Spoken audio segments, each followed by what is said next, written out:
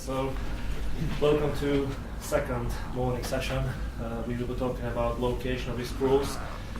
And what we will try to do here is to give you an insight into general location risk rules, how these rules are applied in international legislation, what are the aspects that need to be considered when it comes to insurance premium taxes. So, by way of introduction, my name is Vladislav Hanak, and I'm a client director at FiscalReps. I have been with the company for more than 5.5 years.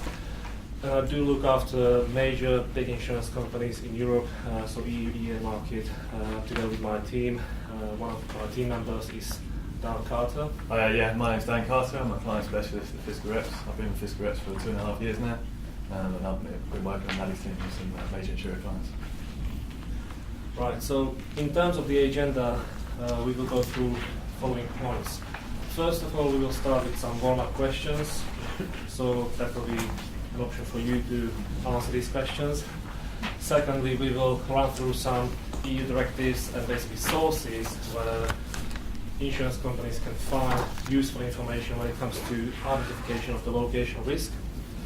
Thirdly, we will compare countries where location risk rules do apply, and we will compare them with countries like Switzerland, where the location of the policy holder is a key point. Then we will talk about a few grey areas where there is uncertainty about location risk rules in relation to certain types of insurance. We will look into local implementation, how the Article 2D of the second non-life insurance directive is applied in local German, UK, Maltese legislation. And then finally we will run through some exercises, and that will be time for you to test your knowledge. So first question, and please do try to answer these questions if you like. So how many member states does EU have? Is it A27 or B28? Yes, B is the right answer. There's no C answer, unfortunately. Maybe in a couple of months, years, we will have a C answer, so we'll see. But currently, yes, there are 28 member states. The last member state that joined EU was Croatia on 1st of July 2013. In terms of IPT, Croatia, do you know if Croatia has IPT regime basically applied to FOS insurance? The answer is yes, they do have IPT regime. They have motor IPT applied to class 3 and class 10, motor third party liability and motor hull, and then they have fire brigade charge applied to FOS insurance premiums. Okay, so question 2. How many EU member states apply IPT or parafiscal charges to insurance written on an FOS basis? Is it A, less than 15, or B, more than 15? What do we think? B. More. Yeah, here are some more. So yeah, the answer is more than 15. Some examples of people who apply, territories that apply IPT are Austria, Germany and the UK. Some examples who apply stamp duty are Malta, Cyprus and Switzerland. So let's take a quick look at the EU in numbers. So a few quick statistics about EU. We have 28 member states, as we mentioned.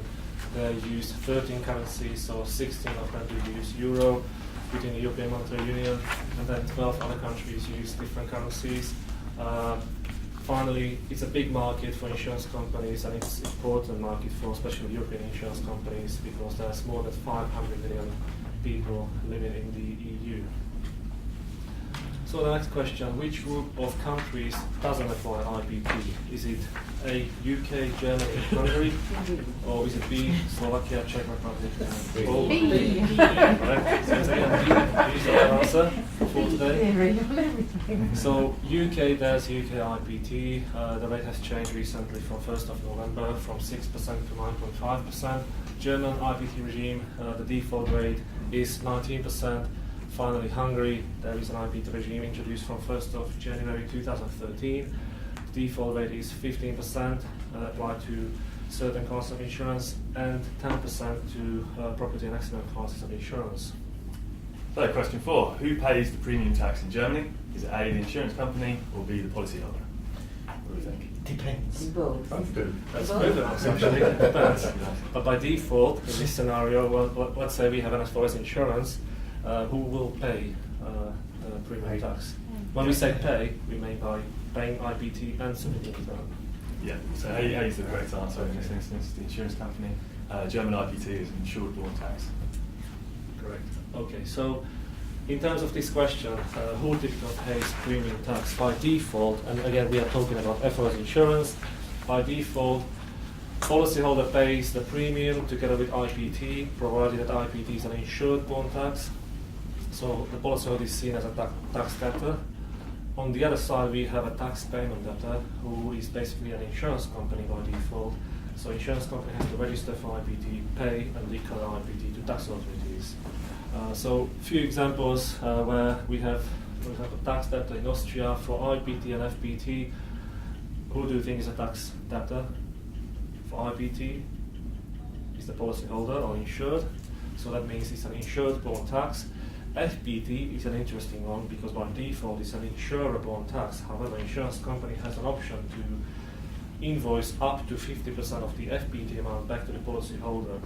So there's a mixture between IPT and FPT rules.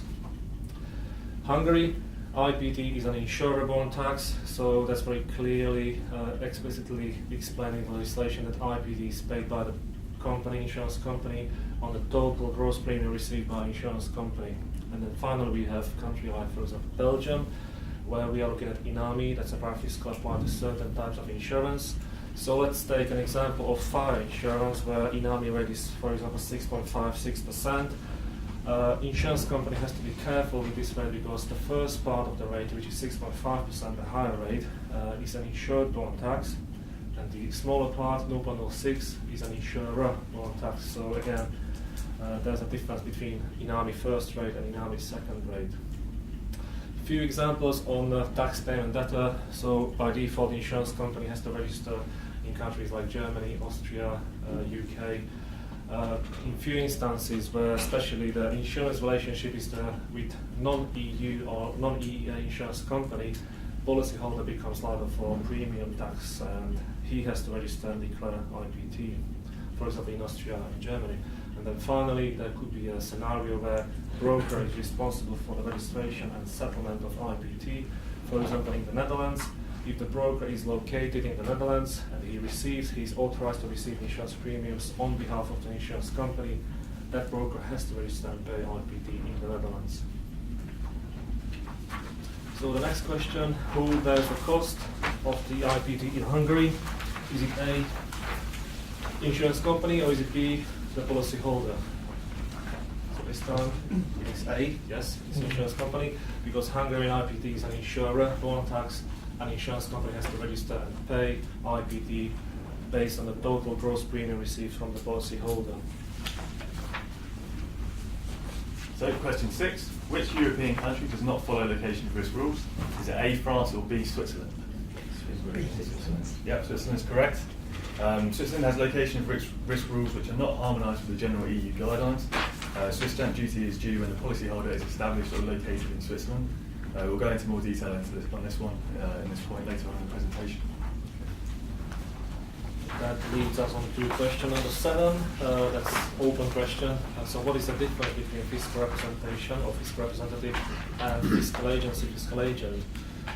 So the main difference are 3 points. There are countries that do require by legislation, so there's a legal requirement to appoint a local fiscal representative. So these countries are, for example, currently Cyprus, Greece, Portugal. That fiscal representative is legally appointed, has a several and joint liability to pay IPT on behalf of the insurance company, and has to have local presence, which means that if you have to appoint a local representative in Portugal, it cannot be anyone located in the UK, for example. On the other hand, we have fiscal agents. That's an option for insurance company to appoint a fiscal agent, like for example in the UK, in Germany, in Austria. That fiscal agent doesn't need to be located in that country, and he has no liability in terms of IPT. So question 8, what is location of risk and why is it important? Again, this is more of an open question. Location of risk is important at the basic level, so the insurer knows where to settle and pay premium taxes to. It's important to understand that the location of risk is affected by the class of business insured, and that individual territory rules can sometimes be conflicting or non-explicit. This can lead to some grey areas which we will cover later on. Location of risk is not only important from a compliance perspective, but from a commercial perspective as well. Those premium tax rates vary greatly across the different territories. So let's now start with the main part of the presentation, that is location of risk. What we will do here is that we will look into certain sources where information can be found. First of all, we will look into EU directives, and we will compare 3 directives and explain why these are important in relation to location risk rules. Secondly, we will look into certain ECJ cases that impacted on location risk rules. And then finally, we will need to mention local legislation, national legislation, because IPT is not harmonized tax, and it's a local tax basically. So in terms of EU directives, we are talking about 3 important non-life insurance directives. The first non-life insurance directives provides like a definition of certain terms, and important part of this directive is Annex A. This provides an explanation of 17 non-life classes of insurance. As you know, by default there are 18 non-life classes of insurance. Class 18, assistance, has been introduced later by another directive. So the 2 EU directives, the second non-life insurance directive and the third non-life insurance directive, form the basis of the EU location of risk rules and provide guidelines for accurate location of risk determination in the EU. The directives were introduced in 1988 and 1992 with the intention of harmonising premium taxes across the EU and helping eliminate cases of double taxation. The third non-life insurance directive is important because of 2 parts. Both parts are mentioned under Article 46. We will go into more detail later, but just briefly, it extends the Article 2D of the second non-life insurance directive because it describes the contents insurance. So Article 2D is part of the second non-life insurance directive, and it helps determine the location of risk. So let's quickly run through the points of Article 2D here. So point A states that for property policies, the location of risk is determined by where the property is situated.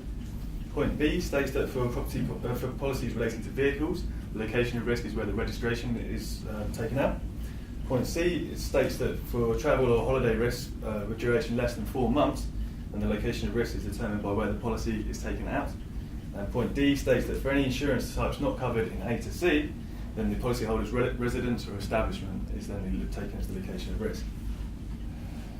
So let's do a quick example based on Article 2D as we just saw. So for a policy where a ship is registered in the UK, the policyholder is located in Switzerland, and the ship operates between Germany and the UK, what is the location of risk? So initially we'd think here, obviously this is a policy related to a ship, so we go by the registration rule, and the ship is registered in the UK, so UK IPT would be due. But also, as the policyholder is located in Switzerland, then Swiss stamp duty should also be due in this instance. This is due to the Swiss location of risk rules not being harmonised with the EU, as we mentioned earlier. And thirdly, because it operates between Germany and the UK, and we found in our previous experience that German tax authorities often demand that German IPT is also paid on policies, but there's a second location in Germany. That would be the case if the ship was registered in the UK and the secondary report would be in Germany. In such case, German IPT will apply to that policy as well. So as you can see from this example, EU location of risk harmonisation has not necessarily been achieved due to different domestic premium tax legislation. This is an example of potential triple taxation on one policy. Yes, so the third non-life insurance directive is important in terms of location risk rules because of the Article 46. What this article does is that it extends the Article 2D of the second non-life insurance directive, and it provides an insight into movable or insurance of movable property, which is contents insurance contained in a building. What does it say is that if there is a contents insurance, the location of risk is in that country where the movable property is situated or located. So it follows, most likely it follows the location of the building. What is important in this case is that insurance of goods in commercial transit is excluded. So this doesn't apply to goods in transit insurance, it applies to contents insurance. The second part of the Article 46 is also important in relation to location of risk rules, and the reason why is this sentence here that explains that if there is a risk located in a certain country, only that country can apply premium tax to that policy. So if there's a property insurance, for example, and property is located in London, only UK IPT shall apply to this policy. There shouldn't be any other local legislation apply to this insurance contract. So now we're going to talk about the Caverna case. The Caverna case concerns a global policy taking a post by a UK resident company, Caverna. The policy covered their Dutch subsidiary company, who were indirectly invoiced for their share of the premium. Upon discovery of this, the Dutch tax authority billed Caverna for the premium taxes due on the Dutch subsidiary share of the premium. The outcomes were as follows. Number one, an EU tax authority can request that premium tax payments due from an entity which were not established in their own country. Number two, it does not matter if the policyholder is not the overall parent company. And number three, it does not matter if the cost of the premium is not passed on to the subsidiary company. These rulings set a precedence for the insurance market, and since the Caverna case, it is clear that location of risk rules must be observed carefully to ensure premium tax compliance and that they're paid correctly and in full. Yes, so Caverna case was a case that impacted on non-life insurance, and it nicely follows basically the location risk rules outlined in Article 2D of the second non-life insurance directive. However, later we've seen a life insurance case, and that was RBS Levensverzekeringen. The judgment was issued in February 2013, and it impacted on all life insurance companies. What actually this case explained was that there was a insurance relationship between the policyholder, the Dutch policyholder, and insurance company. The policyholder had his habitual residence in the Netherlands, so in that point, policy or life insurance policy was exempted from life IPT.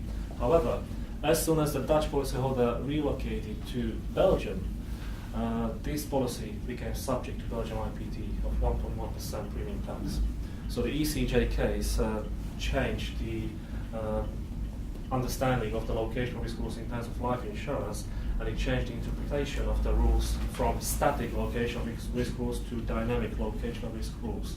So that means that every single insurance company, especially life insurance company, has to monitor movement of its policy holders and then pay and apply IPT accordingly.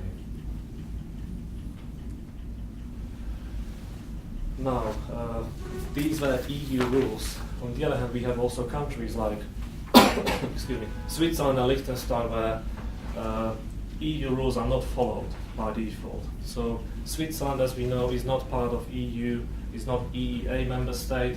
In such case, they do apply their own rules. And Switzerland do follow the location of the policyholder. What it means in practice is that as soon as there's a policyholder located in Switzerland, so it's a Swiss policyholder, then Swiss stamp duty should be due on the contract, provided that this contract is a taxable insurance. So we could be looking into certain scenarios. For example, if there is an insurance relationship between Swiss policyholder and Swiss insurance company, what do you think? Would there be Swiss stamp duty due? Yes, correct. Yes, because there's a Swiss policyholder, Swiss stamp duty should apply, and in this case, Swiss insurance company should register and pay Swiss stamp duty. On the other hand, we could have a relationship between Swiss policyholder and non-Swiss insurance company. Again, the same question, do you think that Swiss stamp duty would apply? Yeah. Correct, yes. As there is a Swiss policyholder, so that by default, Swiss stamp duty should apply. However, the insurance relationship is with non-Swiss insurance company, and in such case, the Swiss policyholder has an obligation to register for Swiss stamp duty and pay and declare Swiss stamp duty. Thirdly, we could have a scenario where an insurance relationship is with Swiss or non-Swiss insurance company, and there's a Swiss insured, so the policyholder is located, for example, in the UK.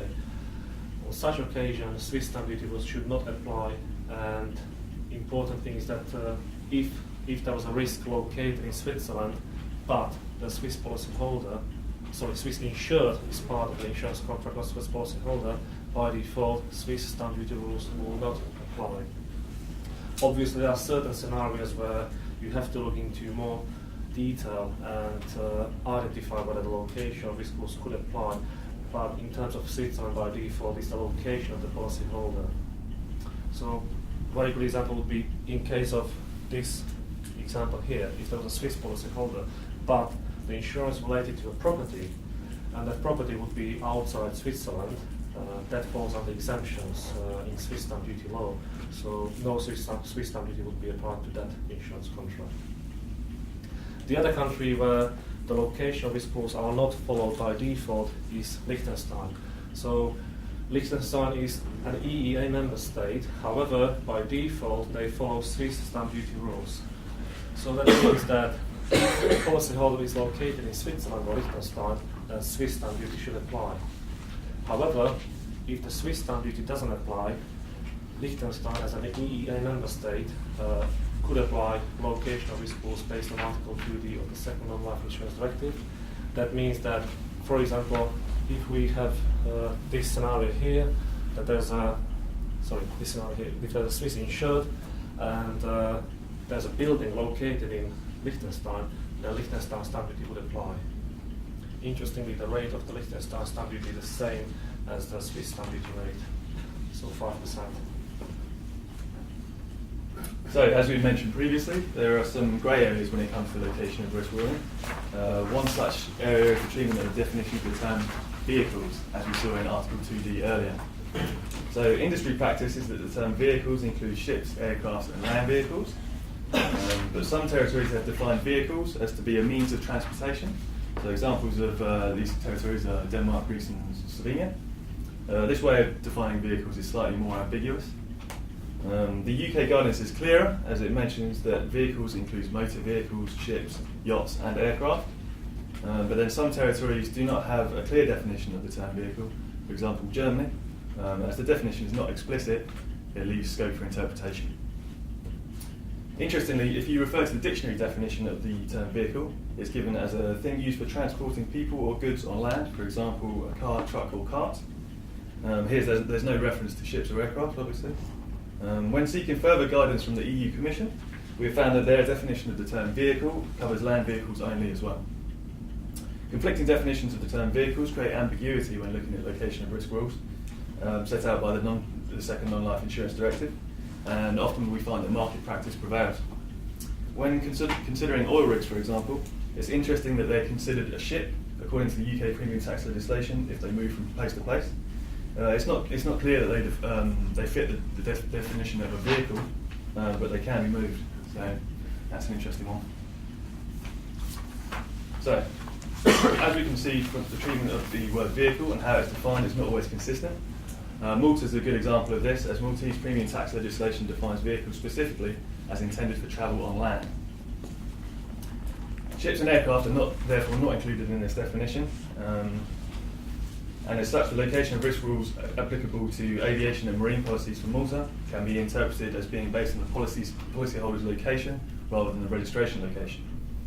In our experience, we have found little guidance on these grey areas from the relevant tax authorities. For this reason, market practice has been applied as follows. So, if the insurance contract relates to a specified vessel and is covering Class 6 marine hull or Class 12 marine liability risks, then the registration rule is used. If the insurance contract is not related to a ship, such as carrier's liability, then the establishment rule is used. Yeah, so that was an insight into grey area in terms of Article 2D and the second intent.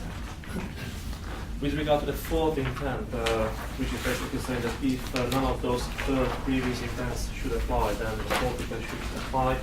We are looking at the definition of the establishment. And again, this is a very interesting point where local legislation may be, or the interpretation based on the local legislation may be different.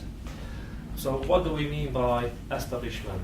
This could be kind of, let's say, a head office establishment, could be a branch, could be a location of the subsidiary, but interestingly, it could be a construction site or oil or gas well. Again, the interpretation across European countries may differ, and it's important to understand when is, let's say, a construction site deemed to be an establishment. Is it from the beginning when there's a first brick, or is it at the end when there's a roof on the top of the building, for example? That's a very important point to be considered. So, how is the Article 2D implemented in practice in the local legislation? So let's have a look into German IPT Tax Act. German falls into countries or into category of countries where Article 2D has been followed very nicely. So first bullet point, or the first point, looks into property insurance, so immovable property insurance. And again, if the property is located in Germany, it is subject to German IPT. The second bullet point covers all types of vehicles. So again, all vehicles, which we mean ships, aircraft, and motor vehicles as well, all land vehicles. If they are registered in Germany, they should be subject to German IPT. The third point covers travel or holiday risks, again with a duration of up to 4 months. So it follows the same Article 2D of the Second Non-Life Insurance Directive. And then finally, if none of these three aspects are covered or risks are covered, then we follow the location of, or maybe, let's say, the habitual residence of the policyholder. If it's a natural person, if it's a legal person, it will be the establishment of the policyholder. So Germany, yes, it is an example of a country where we do follow Article 2D. However, in practice, we have seen certain cases, especially when it came to second bullet point in terms of ships registration or ships insurance. What German tax authorities did here is that they followed all these bullet points down to 4 bullet points here. So even if the ship wasn't registered in Germany, by default it shouldn't be subject to German IPT. However, German tax authorities did look into location or habitual residency of the policyholder or establishment of the policyholder, and if there was a German policyholder, they claimed IPT on that ship's insurance. So that's very interesting, and I'm not sure if I agree to that point. And what we've heard recently from German tax office was that there is an insurance company that runs ships insurance, and they are thinking of taking this interpretation to ECJ. So there could be a ruling issued in the next couple of months, and that should bring us more clarification in this scenario. Malta is another country where we could be talking about different interpretation of Article 2D, and that's especially in case of vehicle insurance. So what they mean by vehicle is a motor vehicle. So anything that is insurance of aircraft or insurance of a ship does follow the location of the policyholder, or we could say it follows the establishment of the policyholder. So we could have easily an insurance where we have UK registered ship, but Maltese policyholder established in Malta, and that premium would be subject to Maltese stamp duty and UK IPT, so double taxation would apply. So for the UK location of risk rules are fairly straightforward, as the approach is very similar to the Second Non-Life Insurance Directive. Vehicles are explicitly mentioned as covering motor vehicles, ships, yachts and aircrafts. This clear definition makes it easy to follow the registration rule for insurance covering marine, aviation or motor. The final determinant for location of risk, according to UK premium tax legislation, is the policyholder residence or establishment, in the same way as we have seen previously for Article 2D. Right, so now is the interesting part of the presentation. So we will run through a few examples. Feel free to ask any questions if you have any questions related to these exercises. Then at the end we will have questions and answer session, so you can ask any specific questions you may have. So exercise 1. A container ship registered in Germany is insured for marine hull class 6 by the ship's owner established in the UK. Is the insurance premium subject to German IPT, UK IPT, or should it be apportioned? What do we think, guys? German IPT, that's correct. So it follows the registration rule as we saw in Article 2D there, and as it's registered in Germany, it will be German IPT due. Okay, so in this example you follow the Article 2D, and it's very straightforward. Exercise number 2. So we have Mr. Green, whose principal place of residence is in the UK. Mr. Green purchases a holiday chalet in the French Alps and takes out an insurance policy to insure the chalet and contents. So first question, what is the class of insurance? Is it class 9, administered property, or is it class 13, general liability? Correct. It is class 9 because the covers, or insurance covers holiday chalet, which is a property insurance. So class 9 is the right answer. Second question, which country does apply the RPT rules? Is it UK or France? France. Correct, yes, because it's a property insurance, we follow the Article 2D. First intent, the building is, the property is located in the French Alps, so France is the location of the rules country. So, exercise 3. Mr. Green later purchases a washing machine and fridge for his holiday home and purchases separate breakdown insurance to cover his appliances. What is the class of insurance for this one? Class 9, you correct? Yep. And which country has jurisdiction to apply the tax on the insurance premium? France or UK? France again, yeah, you're right. So this is very similar to the last question. It's worth noting that if the policyholder was a distributor of white goods and they were insuring against the breakdown of their products, then the class of business would fall to class 13, and it would follow the policyholder's location or establishment rule, and it would be, well, wherever they were established. Okay, so exercise number 4. Mr. and Mrs. Clue, who are habitual residents in Ireland, belatedly purchased travel insurance during their holiday in Germany. It is taken out with UK-based insurance company. The policy covers their German holiday and travel plans for the next 12 months. So, question for you: where is the risk located? Is it in Ireland or in Germany? Why is it that? That's longer than more than 4 months. It is more than 4 months. That's an important point. If I may come back to Article 2D. So, these are the rules. It is, as you correctly pointed out, it is travel risk or holiday plan risk, which is the third intent. However, there is an important aspect of duration of up to 4 months. In this case, we have a policy with a duration for 12 months. So, on that scenario, we follow the fourth intent, and we follow the location where the policyholder has his habitual residence. If I remember correctly, that was in Ireland. So, the location of risk will be in Ireland in this case. If it was up to 4 months, then it would be Germany, yes. Okay, so exercise 5. A UK parent company purchases professional liability insurance from a UK insurer to cover its UK head office, its UK subsidiary, and its subsidiaries' affiliated business in Belgium and the Netherlands. Where is the risk situated? Is it UK or Belgium and Netherlands? So this is a bit of a trick question, this one. So UK IPT would be due as it follows the policyholder establishment rule, but also Netherlands and Belgium IPT would also be due if the professional liability contract covered both those locations. So the C or the above. Exactly. So in order to declare Belgium and Netherlands IPT, the prudent approach would be to apportion the total premium. This is similar in principle to the Caverna case that we were looking at earlier. Exercise number 6.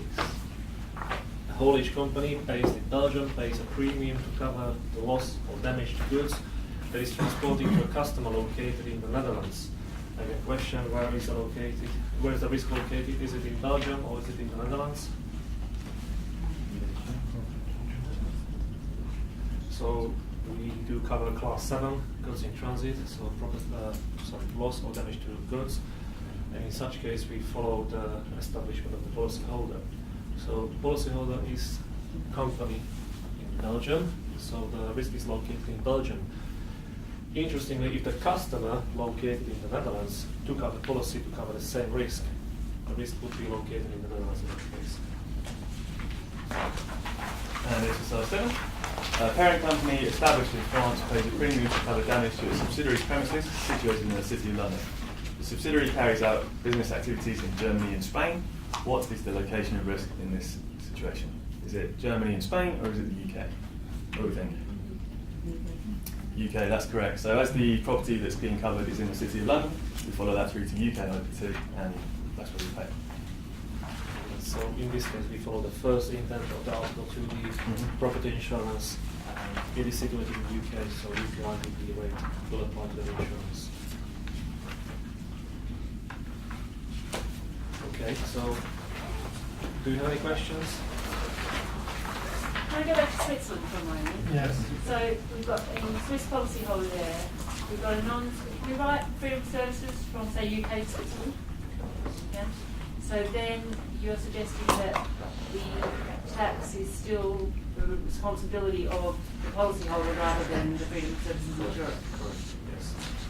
So by default, as per the legislation, the policyholder, Swiss policyholder, is responsible for the registration and settlement of tax or Swiss stamp duty in this case. First question is the passporting question or authorization question that needs to be answered. But yes, if there's an insurance that is written by non-EU, non-EU insurance company, or let's say non-Swiss insurance company in this scenario, that would be responsibility of the policyholder.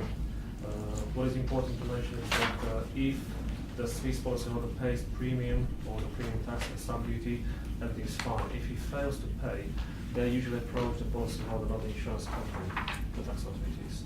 So in terms of any questions, even if the insurance company decided to file stamp duty on behalf of the policyholder, they will contact, in terms of any questions, they will contact the policyholder. I know about certain cases where insurance companies have an arrangement with the Swiss tax authorities, then they can file a stamp duty on behalf of the policyholder. In practice, it happens. But again, by default, the policyholder is responsible for the settlement of stamp duty in Switzerland. Thank you. We're changing things around in Switzerland, so that's good advice. Can I just confirm on Switzerland, you were saying if there's a non-Swiss policyholder Yes. and say there's property in Switzerland, are you No. still saying that there's no Swiss stamp duty? No, that's a specific scenario. If the property was located in Switzerland, that could be subject to Swiss stamp duty. Yes, okay. So by default, the key point is the Swiss location of the policyholder. However, in certain circumstances, yes, you could apply Swiss stamp duty. So yes, if there's a Swiss property, it'd be Swiss stamp duty, but if it's a liability cover, you're suggesting Correct. it won't be a Swiss risk. Correct, yes. The same will apply in terms of property insurance if the property was located outside Switzerland, Mm. but the policyholder is a Swiss entity, Yeah. for example. In that case, no Swiss stamp duty would be due. What is the regulation that allows people, for example, European registered insurers, to do freedom of services in Switzerland, to apply the freedom of services regulation there? Well- If Switzerland is not a member state? They are not EU member state, so they have to be authorized to run insurance in Switzerland. And if there is an authorization received from the Swiss tax Oh, so it's not freedom of services then, it's, you have to apply It and is- get a license? it's license application, exactly. It is called FOS insurance, but it's not in fact FOS because they are not part of EU. Yeah, that's So what I it's a thought. regulatory question, first question. In your example, you mentioned a ship in the UK. Yes. Our industry is all shipping, and most of our laws are basically flag, not domicile. It's all done on domicile flag. Yeah. How does that apply to Switzerland? Well, Switzerland, that will be the key point, will be the location of the policyholder. So in case of a Flag. ship, no, not a flag. So in case of the ship registered in the UK, and if there was a Swiss policyholder, there could be double taxation in that scenario. And again, it's because of these non-EU rules, because they are not part of EU, they can find their own rules.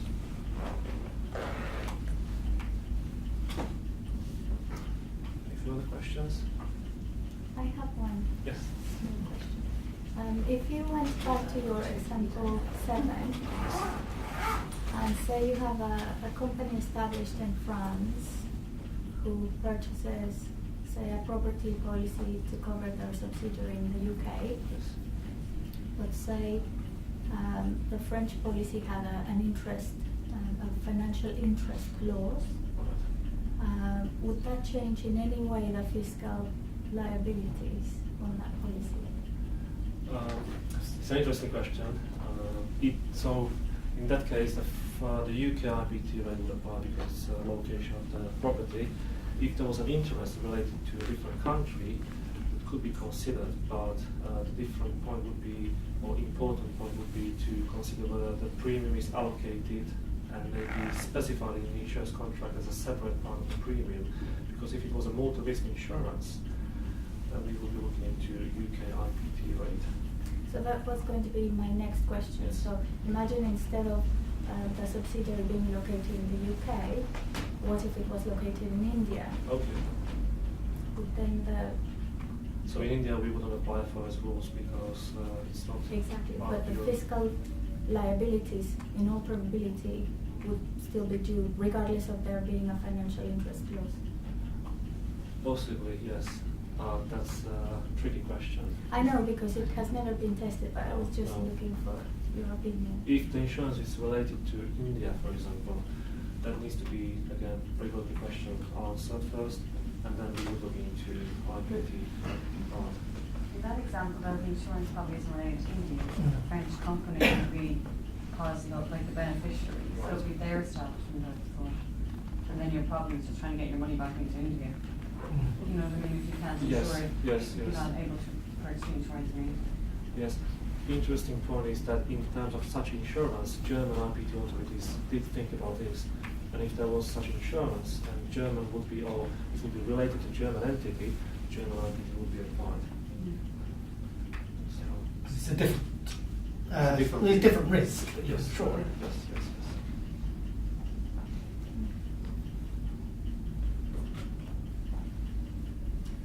Any further questions? Can I Yes. just have one more point? Can we go back to your original quiz? I had a little bit of trouble understanding the difference between the responsibility for paying the taxes I see. and who bears the cost. I mean, the policyholder in most cases will still bear the cost, but the responsibility is with the insurance company in a lot of cases to pay it. I just found that a bit tricky with some of those questions. I didn't think that was clarified. Yes, so the default position, but again, this is the default position when we are talking about IPT, Yeah. that is insured borne tax, is that the tax debtor is the policyholder. That means that the policyholder pays the premium and IPT. The tax payment debtor is a party who declares and pays IPT to tax authorities, and in this case, that would be insurance company. Yeah, but I'm not sure if it was a previous question or an after question. No, not that one. Was it about Who bears the cost? I think it was who Hungary. bears the cost, and I thought, This well, one, in Hungary? that the policyholder still pays the taxes, but the insurance company has to pay them to the. Not in Hungary, because IPT Okay, is well, an my- insurer for tax. If it was insured, then policyholder would bear the cost. That's correct. But in this case, Hungarian IPT is an insurer for tax, so insurance company has to pay IPT based on the total premium. In practice, it can be built into insurance premium, that IPT could be built into insurance premium, but it cannot be invoiced. It shouldn't be shown on the invoice because it's an insurer tax. It's a Got it. cost to the insurance Okay, company. so that's specific to Hungary, that's It is, the bit it I is. missed probably.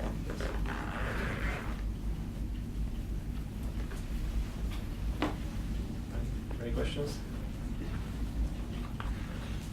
Okay. In that case, I would like to thank you very much for your attention. It's been a pleasure to have you here. Thank you. Thanks, guys.